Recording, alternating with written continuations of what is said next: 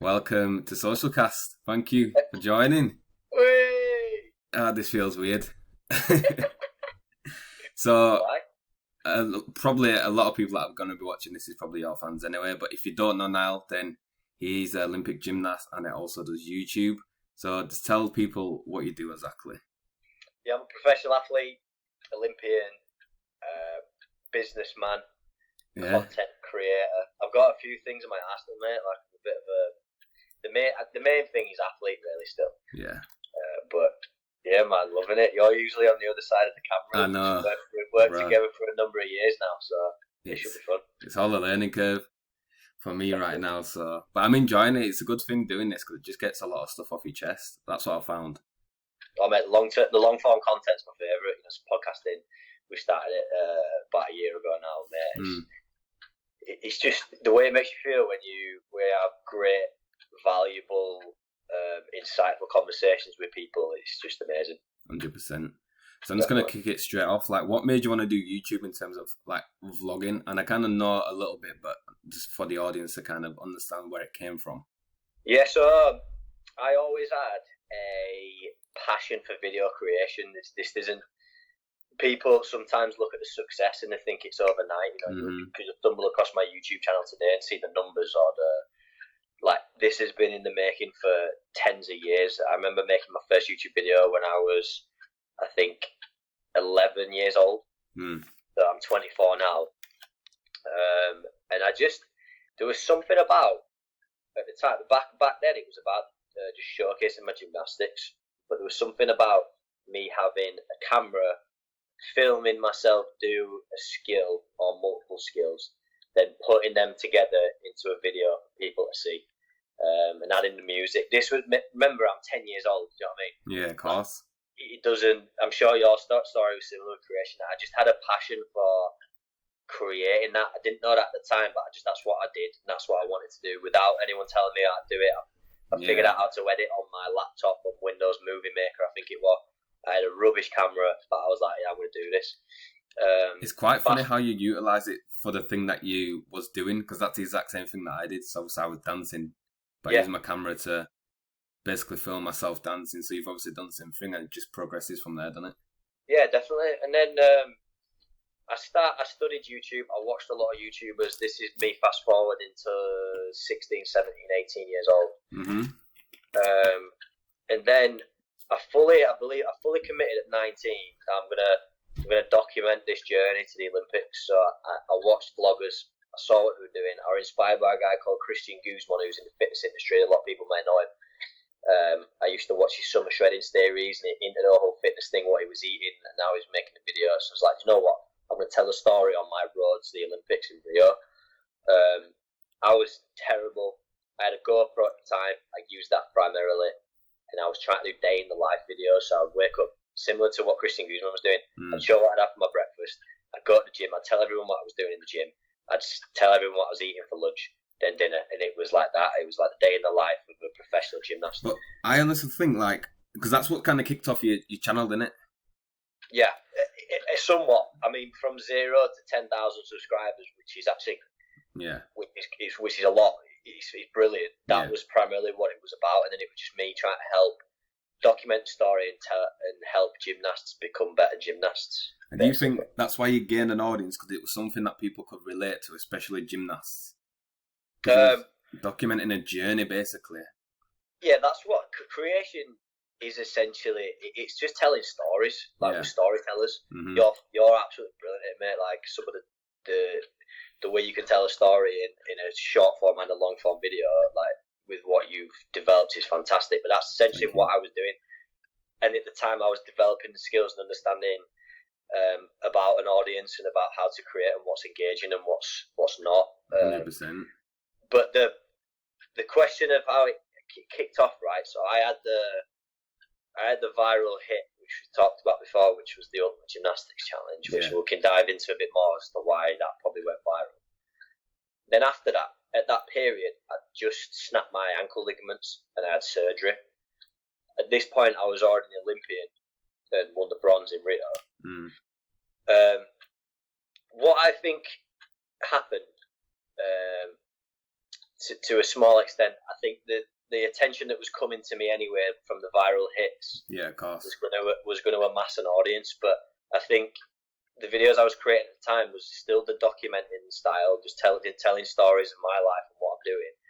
100%. But I was this athlete, this superhuman that was an Olympic medalist, but I'd just snapped my ankle, so I was telling and talking people through the hard times and the bad, and I was showing it all. I was talking about it all, which not many people do online. Yeah, you know, like particularly the celebrities, you just see the best bits. Yeah. You see the highlights. The same on Instagram. You just see the best angles and the best lighting. And it's relatable. That's what it is. People can connect to it. I was relating to the audience of I was this successful athlete. However, I'm going to tell you about how rubbish my life is right now, which is very normal. 100%. So I think I've always had that. It's in my slogan, keep it real. Mm-hmm. I've always had that part of my content, which is relatable and very real. And I try to just be your mate. You watch my videos, and I'm just your mate. I'm just your mate. Do you know what I mean? I'm not anyone else but Nile from Leeds. Yeah, of course. Hopefully a nice lad. So people think I'm a nice lad. No, you are a nice lad. But how do you stand out? Because YouTube's so obviously you've kind of got a niche anyway because you're a gymnast and you've obviously made the Ultimate Gymnastic Challenge, which is a niche itself. But I'm on about now, currently. How do you still stand out considering how popular YouTube is getting? I think the answer is, by the way, I don't. It comes in waves like that. Yeah. Sometimes you're hot and it's all on these platforms. You're hot, then you're cold, then you're hot, then you're cold. Mm-hmm. You know, like, to be honest, the last 3 weeks have been like the worst performance I've ever had on YouTube in the last for 2 years.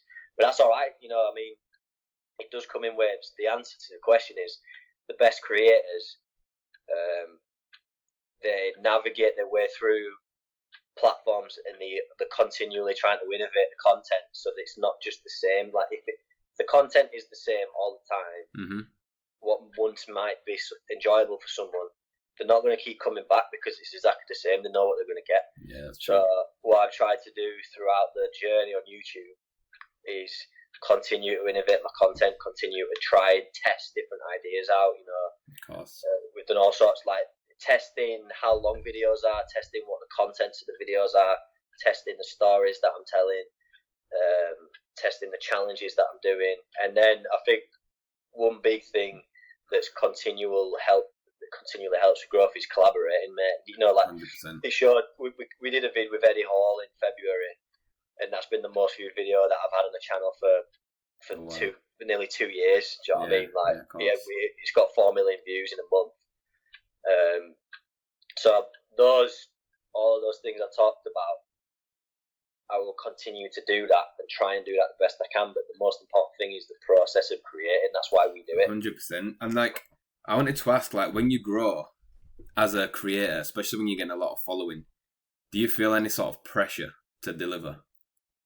Yes. I mean, it's not in terms weird. of like it's not like a negative thing. It's the truth in it, because the more followers you're getting means you got to put out more. Well, ideally, it means you got to put out more content because people are in demand of it.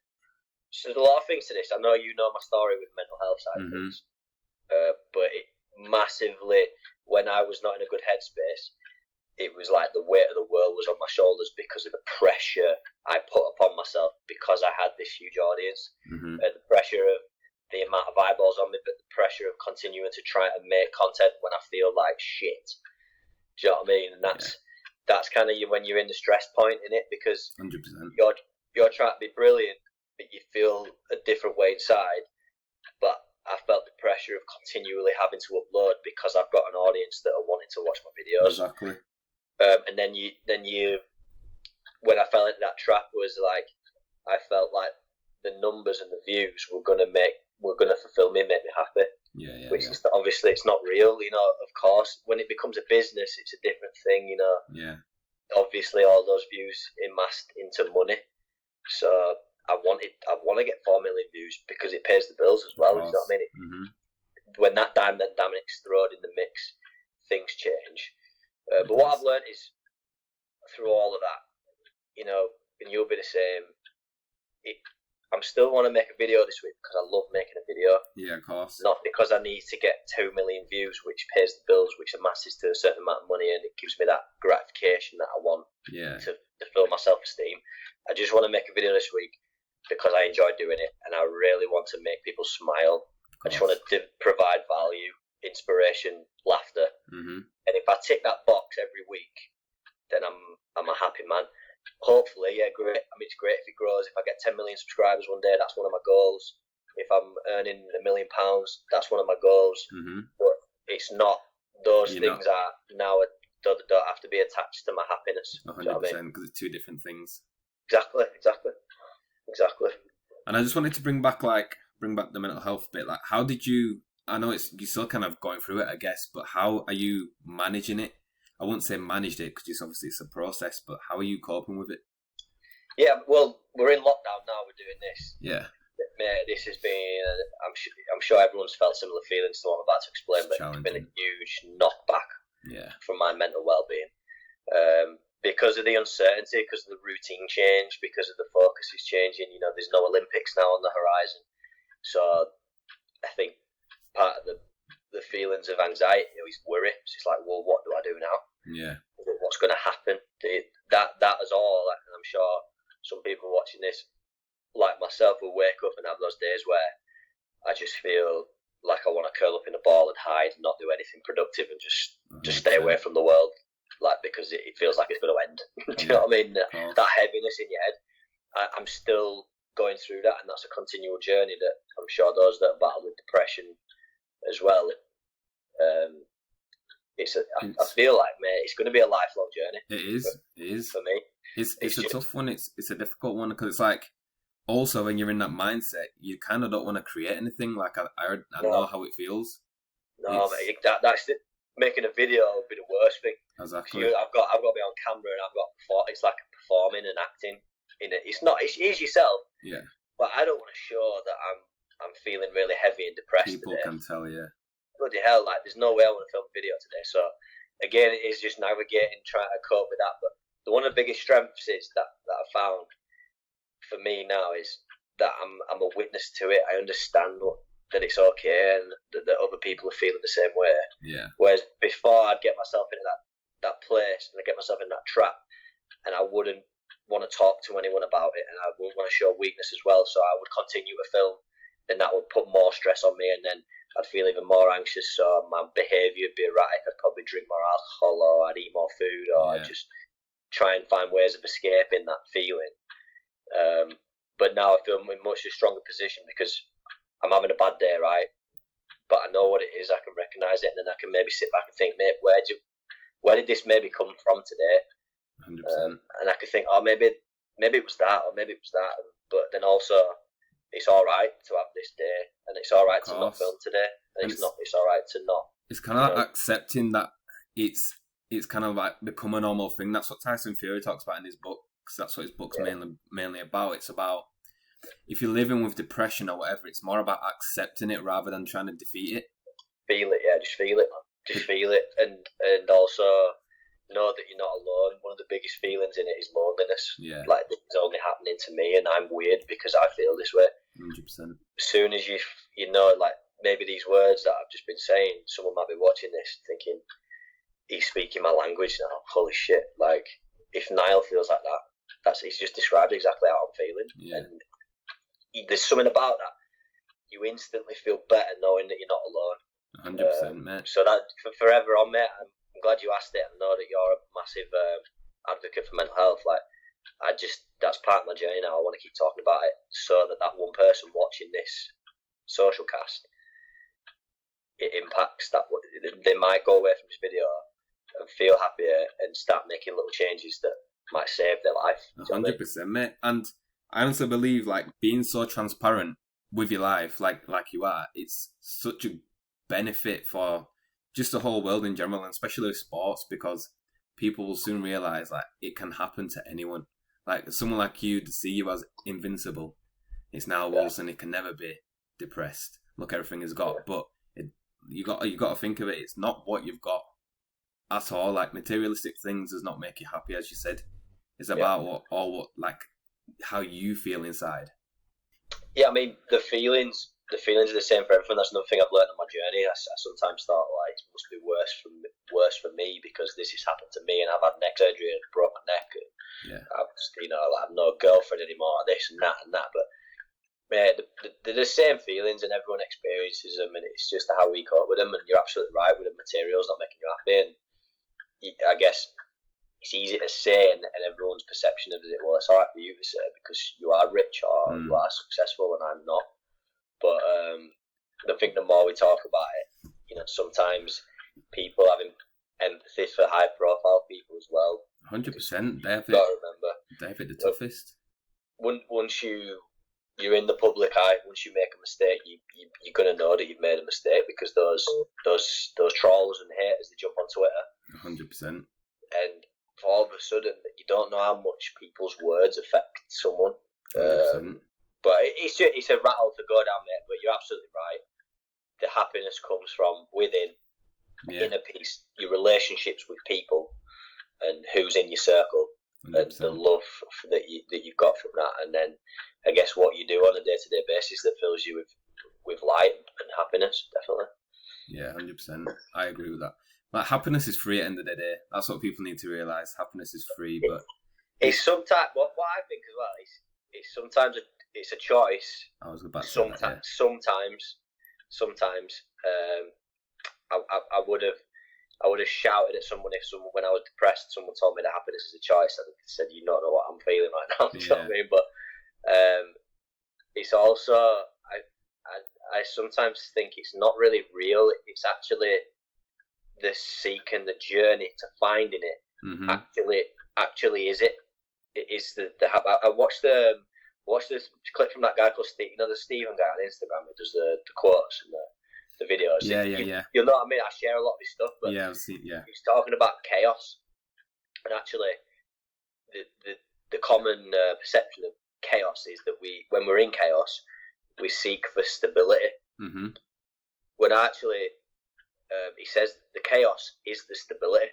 So like it's because you're having to do something to work for. The worst thing for me is when I wake up in the morning and there's nothing to do, and there's no drive, there's no focus, there's no goal. That for me is chaos because I start losing my head. I'm like, what do I do now? It's when I start feeling anxious. The days when they're full and you're bouncing from one thing to the other thing, you're having conversations with this person, it would be deemed as chaos. You think, oh my God, my life's chaotic.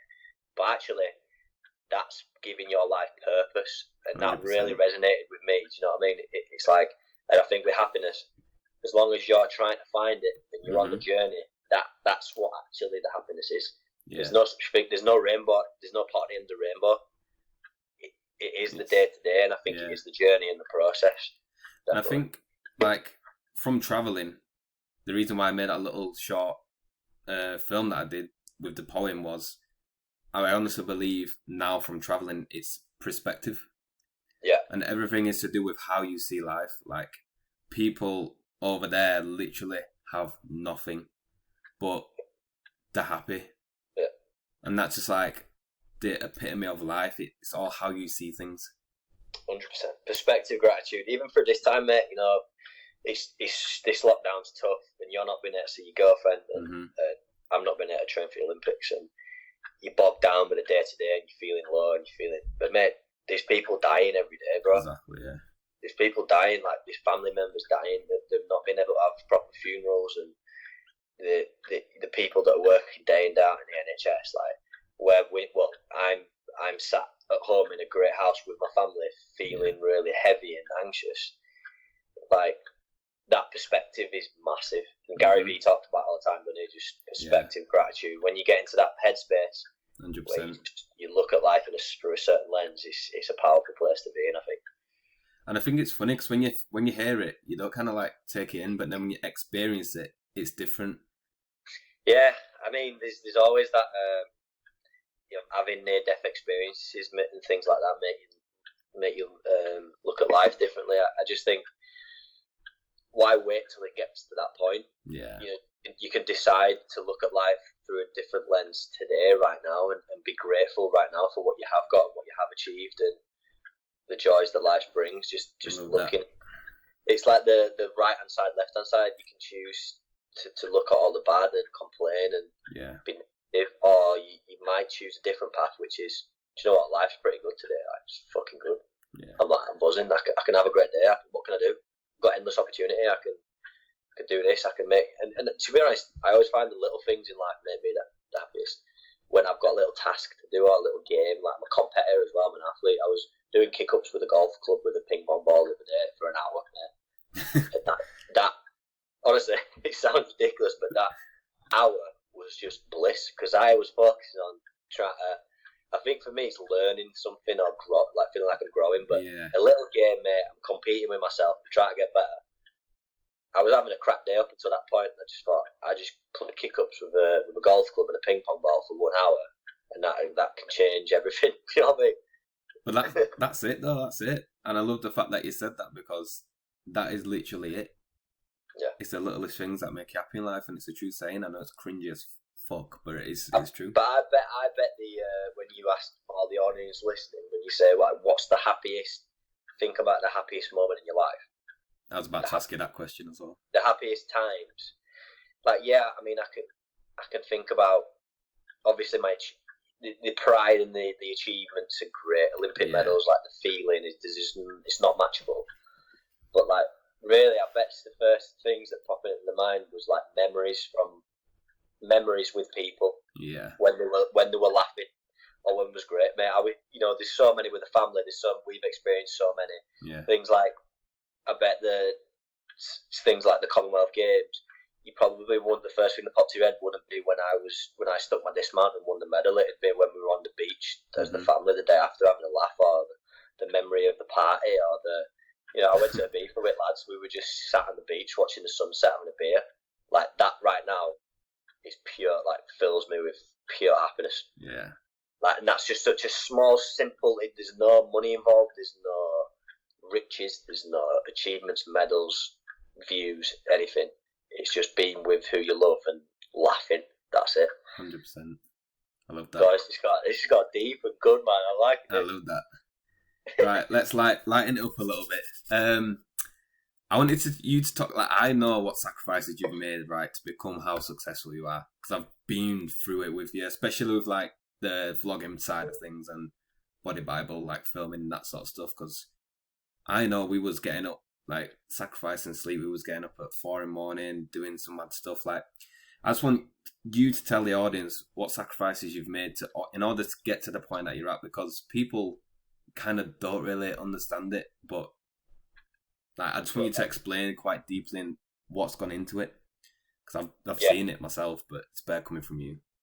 I mean, the first thing I say is the number one catalyst is the work ethic in it. It's the graft. You've seen the people around you that have succeeded, the people in your life that have succeeded, or the people that you don't know have succeeded. They've got there through fucking hard work every day. You do it, and you're around it. And Joanna, Jesus Christ, she's up there with the hardest work I've ever met in my life. And I think the work breeds work. So first thing, surround yourself by those people. But absolutely, people have not seen what we put in. We talked about the vlogging, mate. I remember those nights when we got home from the adult class at 11:15, and we were going to shoot another video the day after. And I asked you to do an edit, so you were up till 3, and then you woke up at 8, and then we were filming Neil and that. We were grafting, mate. Every day, you see the end result, and I guess it's the same with sport. You see me do the high bar routine. 100%. From a sport perspective, I've trained since I was 4 or 5 years old. Very quickly, I don't remember a time where I wasn't training at least 24 hours a week. So when I went to school, it was Monday to Friday, 5 till 9 p.m. every night in the gym. Saturday morning, 9 till 1.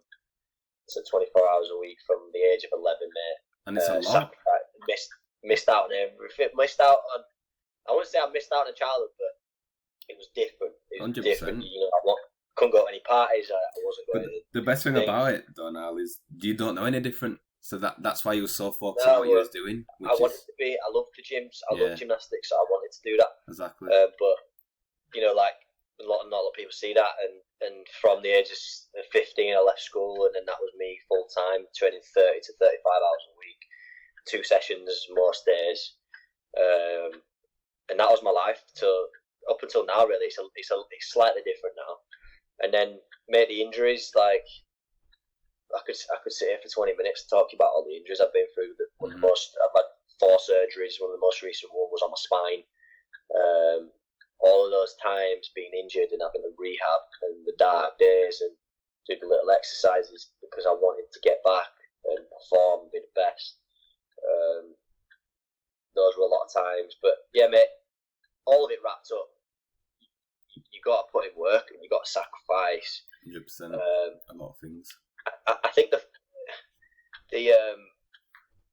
it's that discipline in it. We did a podcast before I jumped on with you and mine. Like we were talking about with Joanna, that routine and that discipline are such important factors for creating progress. Not always like success because it doesn't come overnight. Do you know what I mean? That all those 100%. things I talked about, I've been doing them since I was 5, 6, 7, 8 years old. Yeah, that's a process over 15 years. I picked up a camera when I was 10. Like. I think the discipline and the routine creates progress, and which then leads to momentum. And I think 100%. Momentum is like the one, mate. We felt it. We felt the energy. We felt things flowing. Particularly YouTube's a great example.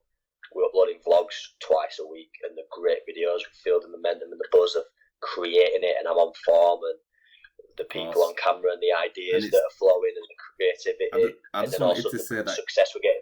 Views. Exactly, and it's the people around you ultimately. And I think one thing that I've realised with sacrifice is you're gonna lose a lot of close people than you thought because a lot of people don't have the same mentality. I think you have to be around the people that kind of understand your vision and your goals. And if those people don't, even though you've been friends with them for years, you kind of get distant from them because I agree. It's a sacrifice you got to take. I agree. I mean, I have a lot of love for people, so much in terms of like long-term friendship. You still there, bro? Your screen's cut off. Yeah, I'm still here. Just forget my screen. Get screen. Sorry. I've had close friendship and love for people for many, many years. The thing that I'm like a bit rife with now is deciding on I don't have to cut them out of my life. Yeah. Just limiting the time. Yeah. And the amount of people close to you, the toxic people, the negativity and the complaining, the whinging. You might be thinking about some certain people close to you like that. What you just said about who you're surrounding yourself with and who you're spending the most time with is so true. That cliche saying of you're a product of the 5 people that you spend the most time with. It just happened. It's just real. Do you know what I mean? Yeah, it's just real. So like, but at the same time, other people's actions doesn't mean that you have to choose that you have to behave like that. I think that's where the discipline comes in. If you want something so bad and you've got a goal, and you're willing to put in the work and you're willing to sacrifice, I think you will get there, and then you'll navigate your way through, and you'll meet a lot of people in your life, and it's weird how me and you met. Do you know what I mean? How that all happened and the relationship developed. Things and opportunities happen, but you were looking for it, you were working for it. You were actively reaching out to people, and one of them were me. And fortunately, I took the message, and we met up, and then the rest is history. But if you're not had the courage to message me, like look how different things could have been. An opportunity, of course. I also got a minute left. I just want you to wrap this one up pretty quick and just like sweeten it off. What advice would you give to other creators that are kind of wanting to follow the same path, or just in general?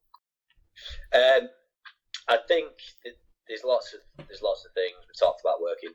I think play to your strengths, like double down on your strengths, turn them into super strengths. This whole thing I used to hate at school, where you got to work on your reading because you're rubbish at reading. Yeah. Why? Do you know what I mean? I'm really good at sports, so I'm going to work really hard on sports. And that can be across the board and anything. You're probably going to need an element of creativity. You're going to have to come up with the ideas. If you're rubbish at that, then get someone to help you do that.